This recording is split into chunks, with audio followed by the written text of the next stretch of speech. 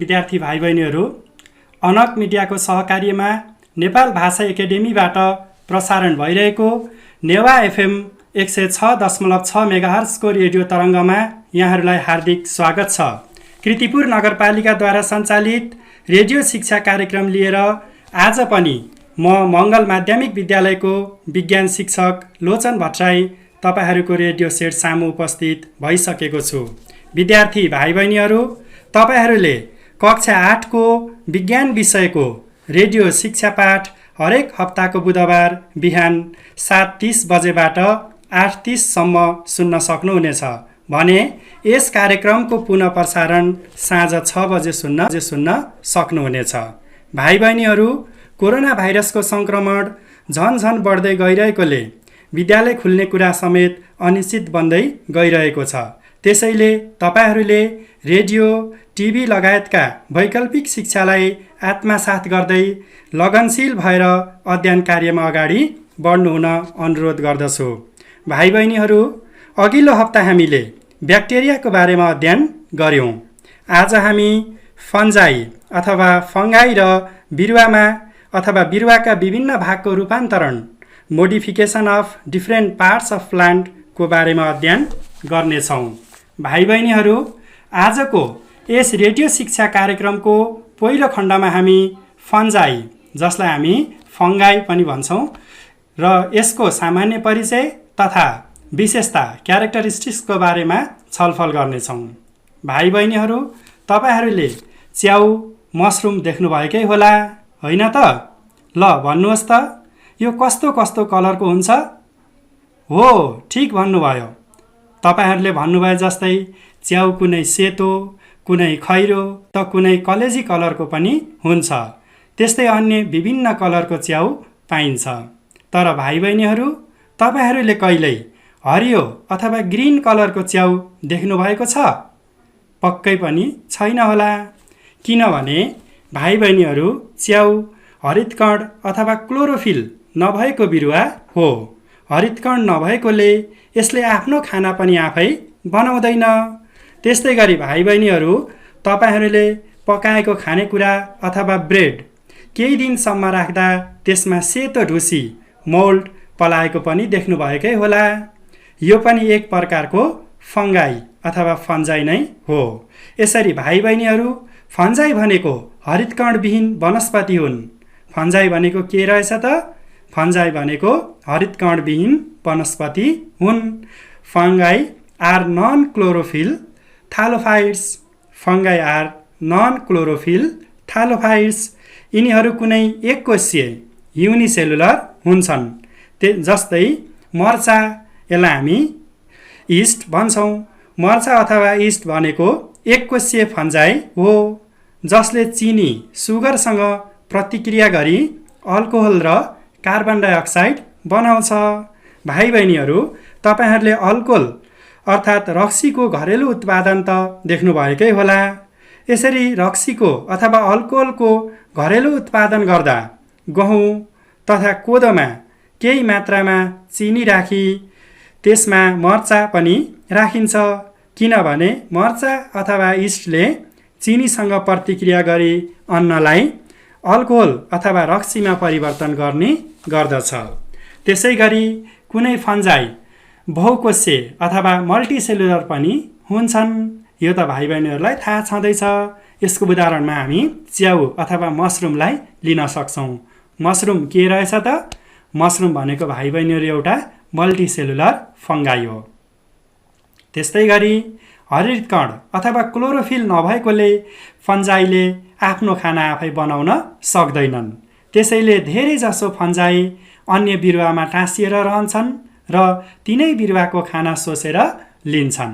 भाइ बहिनीहरू, त्यस्तै गरी कुनै फन्जाईले मरेका र सडे गलेका वस्तुबाट आफ्नो खाना प्राप्त गर्दछन्।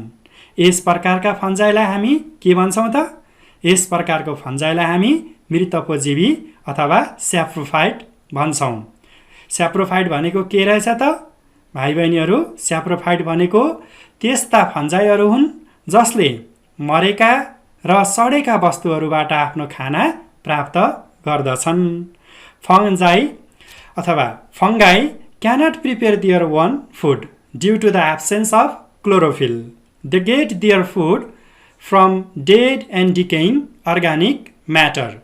So, they are called saprophytes. However, some fungi are parasites of plant and animal. भाइ बहिनीहरू, यसरी फन्जाई मृतपोजीवी अथवा स्याप्रोफाइट हुनका साथै केही फन्जाइहरू परजीवी प्यारासाइट पनि हुन्छन्। यिनीहरूमध्ये केहीले जनावर तथा केहीले वनस्पतिको शरीरमा रहेर उनीहरूको शरीरमा भएका सेल तथा खानालाई आफ्नो खानाको रूपमा उपयोग गर्दछन्। भाइ बहिनीहरू, त्यस्तै गरी फन्जाइमा युक्यारियोटिक सेल हुन्छ जसमा एकभन्दा बढी न्युक्लियस पनि रहेको हुन्छ। भाइ बहिनीहरू, युक्यारियोटिक भन्नाले न्युक्लियस युक्त कोष हो अथवा न्युक्लियस भएका कोषलाई चाहिँ हामी के भन्छौँ त? युक्यारियोटिक सेल भन्छौँ। र यो फन्जाइमा चाहिँ कस्तो सेल हुने रहेछ त? भाइ बहिनीहरू, फन्जाइमा युक्यारियोटिक सेल हुन्छ। Fungi contain eukaryotic cells which may contain more than one nucleus. त्यस्तै गरी यो फन्जाइको अर्को विशेषता रहेको छ। फन्जाइको जरा, काण्ड तथा पात स्पष्ट रूपमा छुट्टिएको हुँदैन।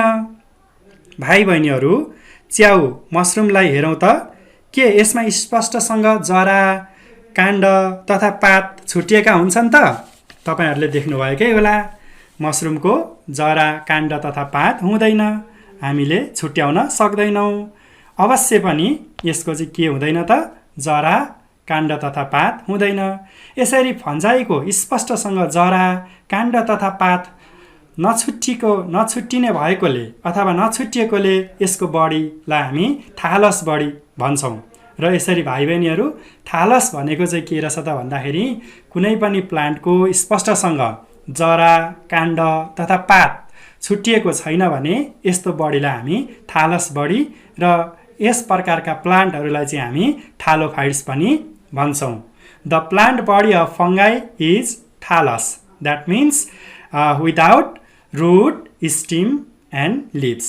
Body without root, stem and leaves is called thallus body अथवा थालोफाइट भनिन्छ। त्यस्तै गरी यिनीहरूको सेल वाल फङ्गस सेलुलोसले बनेको हुन्छ। भाइ बहिनीहरू, यो फन्जाइको चाहिँ सेल वाल चाहिँ फङ्गस सेलुलोजले बनेको हुन्छ। Their cell wall is made of fungus cellulose. र त्यस्तै गरी फन्जाइ त्यान्द्रा जोडिएर बनेको हुन्छ। यी त्यान्द्रा फिलामेन्टलाई हाइफी भनिन्छ। त्यसका कोषहरू धागो जस्तो लामा र आपसमा जोडिएका हुन्छन्। भाइ बहिनीहरू, there body is made of hyphae, that is long filaments or mycelia. भाइ बहिनीहरू, तपाईँहरूले च्याउ केलाएको घरमा देख्नुभएकै होला। यसलाई केलाउँदाखेरि हामीले मसिनो त्यान्द्रा निक्लिएको त तपाईँहरूलाई थाहा नै छ। यी त्यान्द्राहरूलाई चाहिँ हामी फिलामेन्ट्स भन्छौँ र यस्ता धेरैवटा त्यान्द्राहरू जोडिएर, फिलामेन्ट्सहरू जोडिएर चाहिँ यिनीहरूको बडी बनेको हुने रहेछ। र भाइ बहिनीहरू, त्यस्तै गरी अर्को विशेषतामा यिनीहरूले सन्तान वृद्धि मुख्यतया अमैथुनिक, असेक्सियल हुन्छ। यिनीहरूले टुक्रिने, जसलाई हामी फ्र्यागमेन्टेसन भन्छौँ। त्यस्तै गरी टुसा पलाउने, बर्डिङ, र त्यस्तै गरी स्पोरुलेसन विधिबाट सन्तान वृद्धि हुन्छ। स्पोरहरू उत्पादन गर्छ र यो स्पोरहरू चाहिँ उपयुक्त वातावरण पाएपछि त्यहाँबाट नयाँ बिरुवा चाहिँ उत्पादन हुन्छ। र दे रिप्रोड्युस असेक्सियली बाई बर्डिङ, फ्र्यागमेन्टेसन एन्ड स्पोरुलेसन।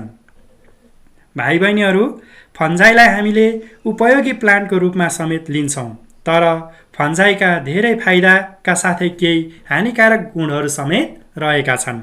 फन्जाइबाट हामीले के कस्ता फाइदा लिन सक्छौँ अथवा फन्जाइलाई हामी केमा उपयोग गर्न सक्छौँ भन्ने बारेमा म भाइ बहिनीहरूलाई फन्जाइका केही उपयोगिताहरू अथवा युजफुल इफेक्ट्सको बारेमा भन्न गइरहेको छु।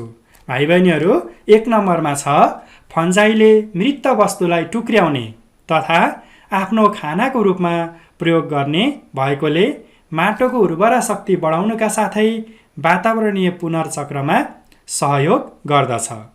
Fungi act on dead bodies and decompose them, thus They help to increase the fertility of soil and recycle materials in the environment. र यसरी भाइ बहिनीहरू यो फन्जाइले चाहिँ मरेका सडेगलेका कुहिएका वस्तुहरूलाई चाहिँ डिकम्पोज गर्ने अथवा टुक्र्याएर माटोमा मिलाउने र यसलाई चाहिँ टुक्र्याइसकेपछि माटोमा मिलेर त्यसले चाहिँ मलको रूपमा काम गरी माटोको फर्टिलिटी अथवा उर्वरा शक्तिलाई पनि बढाउने, त्यसका साथै कुहिएका वस्तुहरूलाई चाहिँ डिकम्पोज गरेपछि वातावरणलाई स्वच्छ तथा सफा राख्न पनि सहयोग गर्ने रहेछ। त्यस्तै दोस्रो नम्बरमा छ भाइ बहिनीहरू, कुनै फन्जाइलाई खानाको रूपमा पनि हामी प्रयोग गर्न सक्छौँ। जस्तै च्याउ। च्याउ चाहिँ के हो त भाइ बहिनीहरू? च्याउ प्रोटिनको एउटा महत्त्वपूर्ण स्रोत हो। Some fungi that is edible mushroom. यो इडिबल मसरुम भनेको चाहिँ अब यो मसरुम धेरै खालको हुन्छ भाइ बहिनीहरू, कुनै खान योग्य खालको र कुनै मसरुम चाहिँ विषालु अथवा पोइजनस हुन्छ, जुन चाहिँ खान अयोग्य हुन्छ। र हामीले यसलाई चाहिँ स्पष्ट रूपमा छुट्याएर पहिचान गरेर कुन खान योग्य हो र कुन खान अयोग्य हो छुट्याएर मात्र यसको उपभोग गर्नुपर्छ। र खान योग्य अथवा edible mushroom are valuable source of protein for the human beings. र त्यस्तै गरी केही फन्जाई जस्तै मर्चा, इस्टलाई अल्कोहल तथा बेकरी इन्डस्ट्रीमा प्रयोग गर्न सकिन्छ। Some fungi like yeast are use in the wine industries and bakeries. र त्यस्तै गरी भाइ बहिनीहरू कुनै फन्जाई जस्तै पेनिसिलिनलाई हामी दुखाइ कम गर्ने एन्टिबायोटिक्सको रूपमा समेत प्रयोग गर्न सक्छौँ। Some fungi like penicillin are use as a antibiotics to reduce pain or as a pain killer. र यसरी हामीले चाहिँ भाइ बहिनीहरू यो फङ्गाईहरूलाई चाहिँ पेन किलरको रूपमा पनि उपयोग गर्न सक्ने रहेछौँ। र यसरी फन्जाइका धेरै उपयोगिताहरू छन्, फाइदाहरू छन्। र यिनीहरूका फाइदाहरू अथवा उपयोगिताहरू हुँदाहुँदै पनि केही बेफाइदाहरू अथवा हानिहरू पनि छन्, हानिकारक गुणहरू पनि छन्। तपाईँहरूलाई अब म केही फन्जाइका हानिकारक असर अथवा हार्मफुल इफेक्ट्सको बारेमा जानकारी गराउनेछु। भाइ बहिनीहरू ध्यान दिएर सुन्नुहोस् र आफ्नो कपीमा टिप्दै पनि जानुहोस् है त। केही फन्जाइले प्लान्ट तथा एनिमल कोषमा सङ्क्रमण गरी रोगहरू लगाउँछ। Some fungi attack tissues of plants and animals and cause diseases. र भाइ बहिनीहरू यो फङ्गाईले के गर्ने रहेछ त? प्लान्ट तथा एनिमलमा चाहिँ सङ्क्रमण गरी रोगहरू लगाउँछ। तपाईँहरूले चाहिँ अब मानव शरीरमा अथवा हाम्रो चाहिँ शरीरको कुनै भागमा अङ्गमा दागहरू आएको देख्नुभएकै होला। यो पनि एक खालको ढुसी मोल्ड्सले गर्दा भएको हो र यो पनि एक खालको फङ्गाई नै हो। त्यस्तै गरी तपाईँहरूले ब्रेड अथवा खानेकुराहरू चाहिँ केही दिनसम्म घरमा राखिसकेपछि त्यो बासी खानेकुरामा सानो सेतो ढुसी पलाएको मोल्ड पलाएको देख्नुभएकै होला। र यसरी चाहिँ फङ्गाईले के गर्ने रहेछ त भन्दा भाइ बहिनीहरू प्लान्ट तथा एनिमलमा चाहिँ सङ्क्रमण गरी विभिन्न रोगहरू लगाउने रहेछ। र त्यस्तै गरी यसको अर्को बेफाइदा अथवा हार्मफुल इफेक्ट्स भनेको चाहिँ भाइ बहिनीहरू फन्जाईले अन्न तथा फलफुललाई कुहाउने काम पनि गर्दछ। Many fungi attack food grains and vegetables and spoil them. र त्यस्तै गरी भाइ बहिनीहरू तेस्रो नम्बरमा छ केही फन्जाइहरू जस्तै च्याउ चाहिँ के हुन्छ त? विषालु पनि हुन्छन्। जस्तै हामीले नचिनिकन खान नहुने च्याउ मसरुम खाएमा त्यसले हाम्रो मृत्यु समेत गराउन सक्दछ। त्यसैले हामीले थाहा नभएको च्याउ चाहिँ खानु अथवा उपयोग गर्नु हुँदैन। र भाइ बहिनीहरू तपाईँहरूलाई फङ्गाई अथवा फन्जाई भनेको के हो, यो के कस्तो हुने रहेछ अथवा यसका विशेषताहरू क्यारेक्टरिस्टिक्सहरू के रहेछन् र फङ्गाई हाम्रो जीवनमा कतिको उपयोगी रहेछ र यसका बेफाइदाहरू पनि के रहेछन् त भन्ने बारेमा त प्रष्ट भयो होला। र भाइ बहिनीहरू अब हामी आजको कार्यक्रमको दोस्रो खण्ड अन्तर्गत बिरुवाका विभिन्न रूपान्तरित अङ्गहरू modification of different parts of प्लान्टको बारेमा छलफल गर्न गइरहेका छौँ। भाइ बहिनीहरू बिरुवाहरू धेरै प्रकारका हुन्छन्। कुनै बिरुवाहरू ससाना र कुनै धेरै ठुला आकारका हुन्छन्। त्यसै गरी बिरुवाहरू पानीमा र कुनै जमिनमा पनि पाइन्छन्। बनावटका आधारमा बिरुवामा धेरै समानता पाइन्छ। बिरुवामा मुख्य अङ्गहरू जरा, पात र काण्ड रहेका हुन्छन्। बिरुवाका जरा, काण्ड र पातमा आफ्नै कार्यहरू गर्ने गर्दछन्। बिरुवाका भाइ बहिनीहरू विशेष गरी जरा, काण्ड र पात तीनवटा मुख्य भागहरू रहेका हुन्छन् र यी तीनवटा भागहरूले आफ्नै कार्यहरू गर्ने गर्दछन्। यिनीहरूका आफ्नै मुख्य कार्यहरू हुँदाहुँदै पनि वातावरणमा समायोजनका लागि बिरुवाका जरा, पात र काण्डले पनि स्थान, बनावट र कार्यअनुसार विभिन्न रूपमा रूपान्तरण भई कार्य गर्दछन्। यसैलाई बिरुवाका विभिन्न अङ्गहरूको रूपान्तरण अथवा modification of different parts of plant भनिन्छ। भाइ बहिनीहरू, यहाँ तपाईँहरूले के स्पष्ट हुनुपर्छ भने बिरुवाका मुख्यतः तीनवटा भागहरू रहेका छन्। तिनीहरूमा जरा, काण्ड र पात हुन् र यी जरा, काण्ड र पातका आफ्ना मुख्य कार्यहरू रहेका छन्।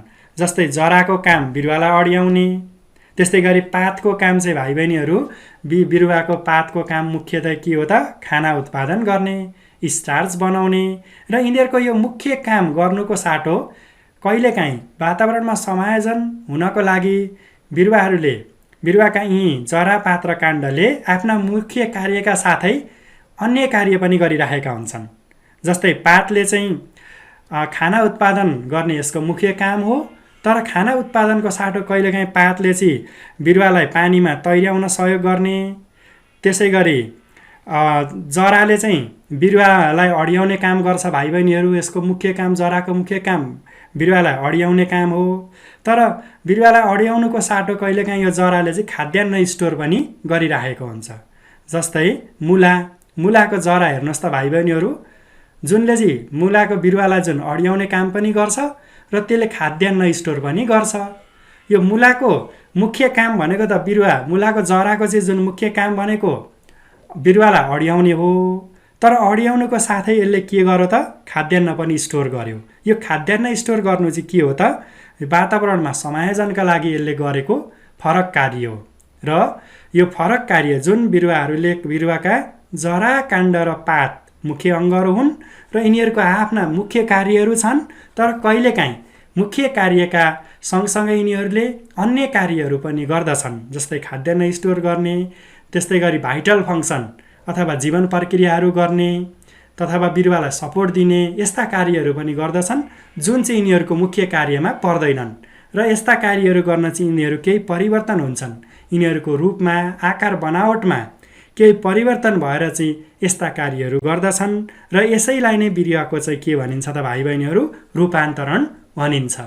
यिनीहरूले मुख्य कार्य गर्नुको साथै वातावरणमा समायोजनका लागि चाहिँ अन्य कार्यहरू पनि गर्दछन् र यसलाई नै हामी के भन्ने रहेछौँ त भाइ बहिनीहरू बिरुवाको अङ्गहरूको रूपान्तरण। र यो बिरुवाका अङ्गहरूको रूपान्तरण modification of different parts of plant भनेको के रहेछ फेरि ध्यान दिएर सुन्नुहोस् है त। बिरुवाका जरा, काण्ड र पातका आफ्नै कार्यहरू रहेका हुन्छन्।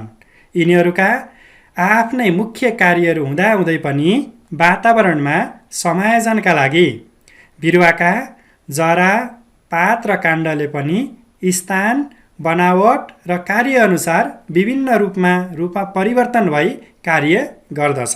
यसैलाई हामी के भन्छौँ त बिरुवाका विभिन्न अङ्गहरूको रूपान्तरण modification of different parts of plant भन्दछौँ।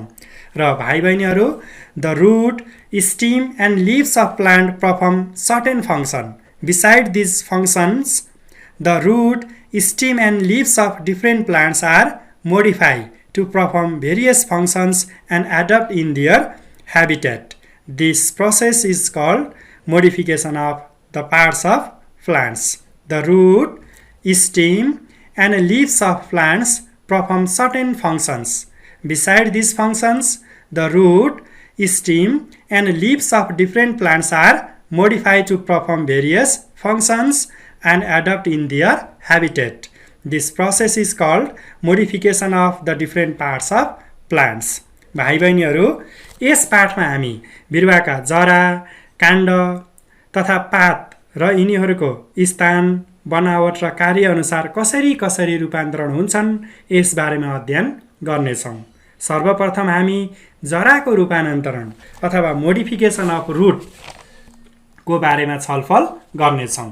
भाइ बहिनीहरू, बिरुवाको जमिन मुनिको भागलाई हामी जरा रुट भन्दछौँ।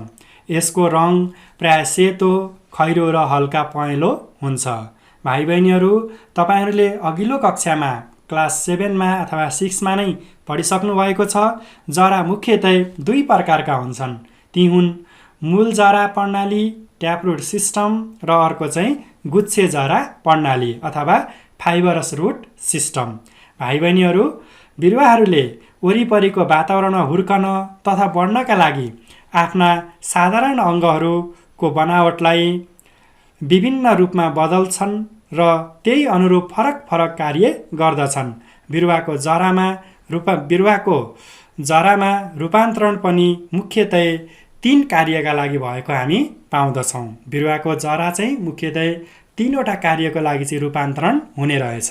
भाइ बहिनीहरू, बिरुवाको जराले मुख्यतः के काम गर्छ त भन्दाखेरि बिरुवालाई चाहिँ अब माटोबाट मिनरल तथा वाटर सोच्ने र पातसम्म चाहिँ पठाउने काम जराले गरिरहेको हुन्छ र यो बाहेक चाहिँ यसले अन्य कार्य गर्छ र यो जराले आफ्नो मुख्य कार्य बाहेक अन्य कार्य जे गर्दछ त्यसलाई चाहिँ हामी के भन्छौँ त मोडिफिकेसन भन्छौँ, रूपान्तरण भन्छौँ र केही यसको आकार स्वरूप परिवर्तन गर्छ र त्यस्ता कार्यहरू मुख्य कार्य बाहेक अन्य कार्य पनि गर्छ।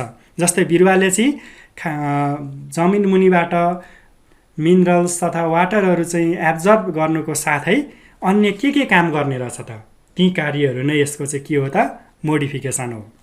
जस्तै 1 नम्बरमा यसले गर्छ खाद्य वस्तु सञ्चय गर्ने फर स्टोरेज अफ फुड र दोस्रो नम्बरमा बिरुवालाई आधार दिन फर मेकानिकल सपोर्ट र तेस्रो चाहिँ रहेको छ विभिन्न जीवन प्रक्रिया गर्न।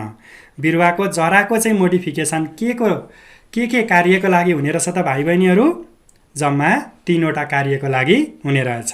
1 नम्बरमा खाद्य वस्तु सञ्चय गर्न फर स्टोरेज अफ फुड र 2 नम्बरमा बिरुवालाई आधार दिन फर मेकानिकल सपोर्ट र 3 नम्बरमा चाहिँ विभिन्न जीवन प्रक्रिया गर्न फर भाइटल फङ्सन।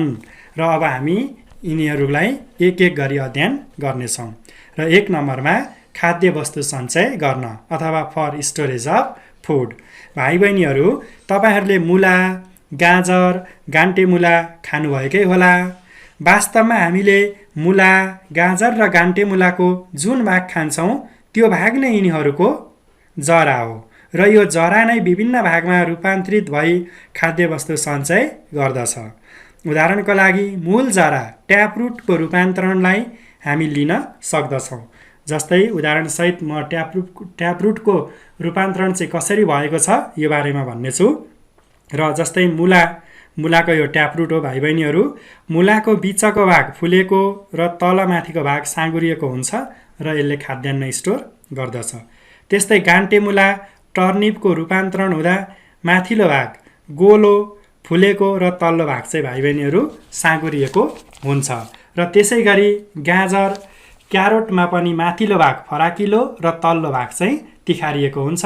यसरी जराहरूको यिनीहरूको चाहिँ रूपान्तरण भएर मोटो ठुलो भएर चाहिँ के गर्छ त खाद्यान्न स्टोर गर्दछ। यसरी जरा ट्यापरुट, मुला, गाजर र गान्टे मुलामा खाद्य वस्तु सञ्चय गर्न रूपान्तरण भएको पाउन सकिन्छ। र त्यस्तै गरी जराको रूपान्तरण अन्तर्गत दोस्रो रहेको छ बिरुवालाई आधार दिन फर मेकानिकल सपोर्ट।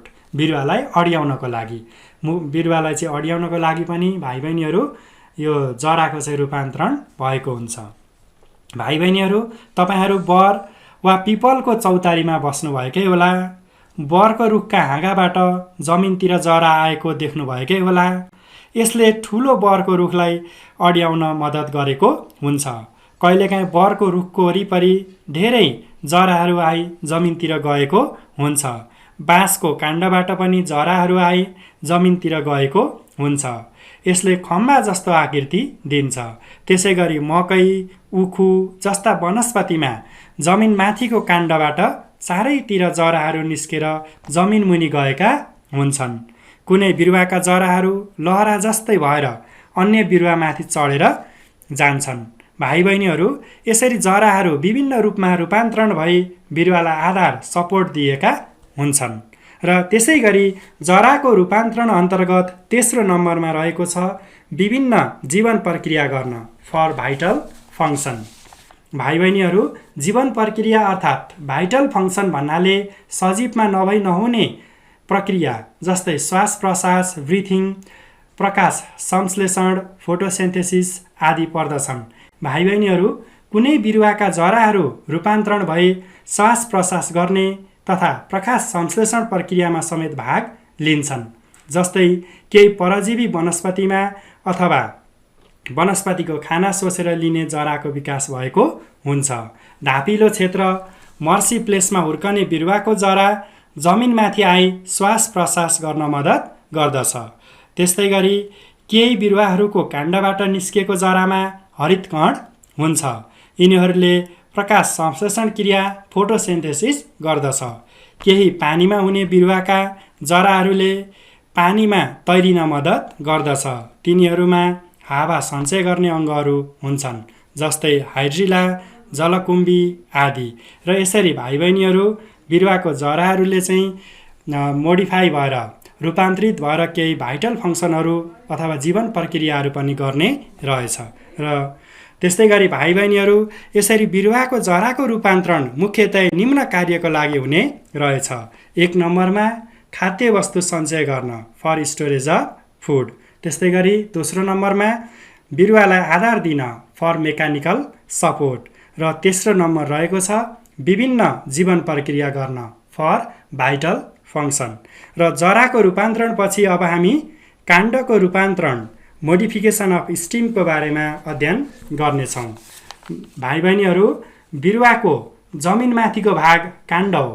यसबाट हाँगा, पात, फल र फुल भागहरू चाहिँ निस्कन्छन्। बिरुवाको विकास क्रममा वातावरण अनुसार काण्ड पनि विभिन्न रूपमा रूपान्तरित हुन्छ। र भाइ बहिनीहरू, काण्ड चाहिँ के को लागि रूपान्तरण हुने रहेछ त र कसरी कसरी रूपान्तरण हुने रहेछ, अब हामी यस बारेमा अध्ययन गर्नेछौँ। र काण्डको रूपान्तरणको 1 नम्बरमा छ जमिन मुनिको काण्डको रूपान्तरण। भाइ बहिनीहरू, काण्ड कुनै जमिन मुनि पनि हुन्छ, कुनै जमिनको सतहमा पनि रहेको छ र जमिनमाथि पनि बिरुवाको काण्ड हुन्छ। र यी तीनै भागमा रहेका बिरुवाको काण्डको रूपान्तरण पनि फरक फरक तरिकाले हुन्छ र यिनीहरूको हामीले एक एक गरी अध्ययन गर्नेछौँ। र अब हामी पहिला अध्ययन गरौँ जमिन मुनिको काण्डको रूपान्तरण, अन्डरग्राउन्ड मोडिफिकेसन अफ स्टिम। भाइ बहिनीहरू, जमिन मुनिको काण्ड कुनैमा बाक्लो, रसिलो र स्टार्चका रूपमा खाद्य पदार्थ जम्मा गर्ने हुन्छन्। जस्तै आलु, कुनै काण्ड आँखा भएको सुक्खा काँडा जस्तो हुन्छ, जस्तै अदुवा। प्याज, लसुनको काण्डले खाद्य पदार्थ सञ्चित गर्दछ। भाइ बहिनीहरू, यी उदाहरणहरूबाट हामीलाई के प्रष्ट हुन्छ भने जमिन मुनिको काण्डको रूपान्तरण मुख्यतया खाद्यान्न सञ्चय, फुड स्टोरको लागि हुने रहेछ। आलु, लसुन, प्याज, अदुवाको जमिन मुनिको भाग यी बिरुवाहरूको काण्डको रूपान्तरण भई बनेको हो र यी भागले खाद्य वस्तुको सञ्चय गर्दछन्। हामीले उपभोग गर्ने आलु, प्याज, लसुन, अदुवा बिरुवाहरूको जरा नभई काण्ड हुन् भन्ने कुरा समेत तपाईहरूले बुझ्नुभयो होला। भाइ बहिनीहरू, त्यस्तै गरी दोस्रो रहेको छ जमिन सतहमा हुने काण्डको रूपान्तरण, sub aerial modification of stem. भाइ बहिनीहरू, केही बिरुवाहरू जस्तै घाँस, झार तथा उन्युका काण्डहरू नरम, कमजोर र जमिनसँग समानान्तर आएका हुन्छन्। यी भागबाट नयाँ बिरुवा बन्दछन् र केही काण्डबाट टुसा पलाउँछन् र जमिनमा गडेर नयाँ बिरुवा उम्रन्छन्। यस छलफलबाट के देखिन्छ भने केही बिरुवाहरूमा जमिनको सतह नजिकै रहेको काण्डबाट नयाँ बिरुवा पलाउँछ। त्यस्तै उन्युले जमिनको सतहसँगै रहेको काण्डबाट नयाँ बिरुवा दिन्छ। यसरी जमिन सतहमा हुने काण्डको रूपान्तरण विशेष गरी नयाँ बिरुवा उत्पादन, रिप्रोडक्सनको लागि हुने रहेछ। भाइ बहिनीहरू, जमिन मुनि तथा जमिन सतहमा मात्र रूपान्तरण नभई जमिन सतहमाथि अर्थात् हावामा पनि रूपान्तरण हुन्छ, जसलाई हामी जमिनमाथि अर्थात् हावामा हुने रूपान्तरण एरियल मोडिफिकेसन अफ स्टिम भन्छौँ। जमिनमाथि काण्डको रूपान्तरण मुख्यतया 3वटा उद्देश्यको लागि हुन्छ।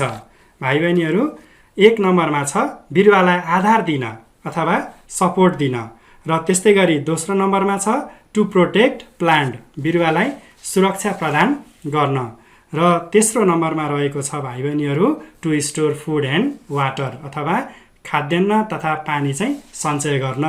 र यो बिरुवाको एरियल मोडिफिकेसन अथवा हावामा हुने रूपान्तरण चाहिँ कसरी हुने रहेछ त भन्ने बारेमा हामी भाइ बहिनीहरू अर्को हप्ता छलफल गर्नेछौँ। र आजको हाम्रो निर्धारित समय चाहिँ सकिसकेको छ, र प्रविधिमा साथ दिनुहुने भाइलाई विशेष धन्यवाद दिँदै तपाईँहरू पनि घरमा सुरक्षित साथ आफ्नो अध्ययन कार्यलाई अगाडि बढाउनु हुन विशेष अनुरोध गर्दै म आजको यस रेडियो शिक्षा पाठबाट बिदा हुन्छु। नमस्ते, शुभ दिन।